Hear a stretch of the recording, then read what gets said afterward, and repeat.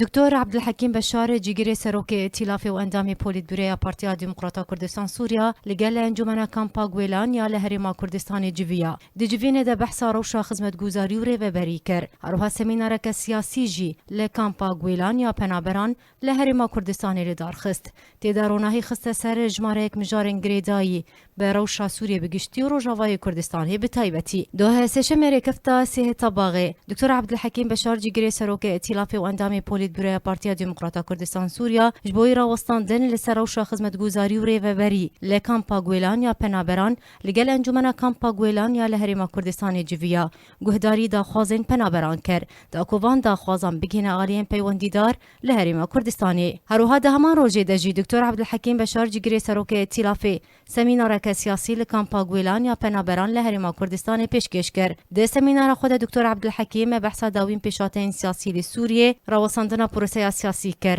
û li ser peywendiyên di navbera Kurdan û opozisyonê de bi taybetî peywendiyên enekesê rawestiya. Te kes kir ku nûnerên enekesê di nava îtilafê de cihê xwe digirin li ser mêza danûstandinan de li Cinêv û formên navdewletiyên dibin sîwana netewên yekgirtî de bejdar dibin da ku di avakirina Sûriya nû de alîkar bin û mafê Kurdan yên netewî biparêzin. Herûha Cîgirê Serokê Îtilafê bi hûrgulî li ser dawîn pêşateyên siyasî û proseya siyasî û lotkehên Cedda, Tehran û Sûçî û dawîn lêdwan û daxuyaniyên Tirkiye rawestiya.